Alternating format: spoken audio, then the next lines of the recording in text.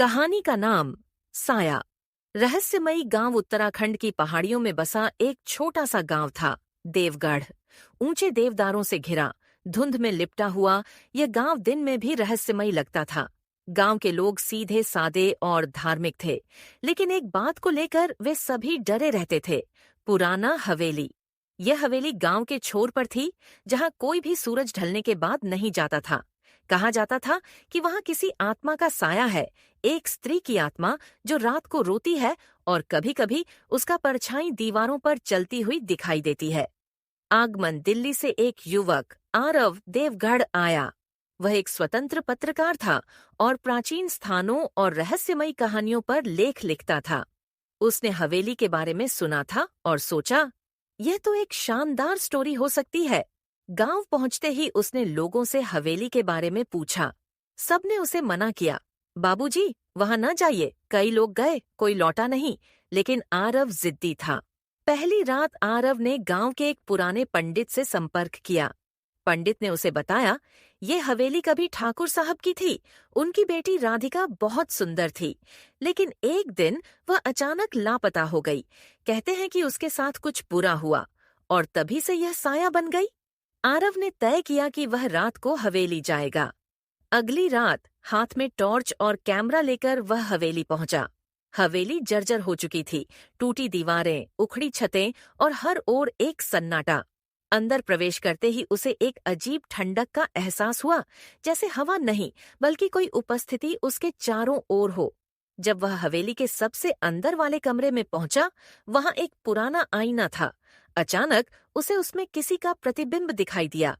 एक स्त्री, सफेद साड़ी में, लंबे बाल, चेहरा अस्पष्ट, लेकिन पीछे मुड़ने पर वहां कोई नहीं था। आईने में वह स्त्री रो रही थी। आरव ने डरते हुए कैमरा निकाला, लेकिन तभी जोर की हवा चली और दरवाजा अपने आप बंद हो गया। बिजली चली गई। अंधेरे में वह परछाई उसके चारों ओर घूमने लगी। उसकी सांसें तेज हो गईं। तभी एक आवाज आई, क्यों आए हो? अगली सुबह गांव वालों ने देखा कि आरव बेहोश पड़ा है हवेली के बाहर। वे उसे घर ले आए। होश में आने के बाद आरव ने कहा, मैंने उसे देखा, राधिका को। वह कुछ कहना चाहती थी। पंडित ने एक पुराना दस्तावेज दिखाया। उसमें लिखा था कि ठाकुर साहब ने अपनी बेटी की शादी जबरदस्ती एक जमींदार से तय की थी। राधिका ने इनकार किया और एक रात उसने खुद को कमरे में बंद कर लिया। अगली सुबह वह गायब थी। सबने सोचा उसने आत्महत्या कर ली, लेकिन आरव को शक था कि यह हत्या थी। आरव ने गांव के पुराने नौकर हरिया से बात की। हरिया ने धीरे धीरे बताया, राधिका भागना चाहती थी। उस रात किसी ने उसका पीछा किया।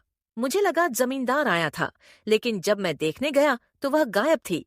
ठाकुर साहब ने कहा, सबको कह दो कि उसने आत्महत्या की।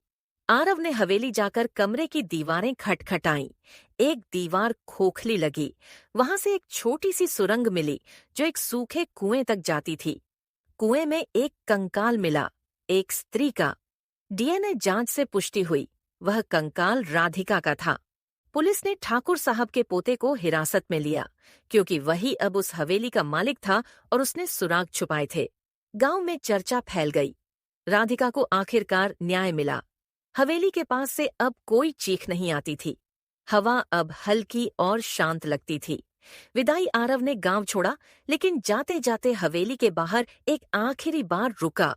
वहां आईने में उसे फिर से वही चेहरा दिखा, लेकिन इस बार मुस्कुराता हुआ, जैसे धन्यवाद कह रही हो।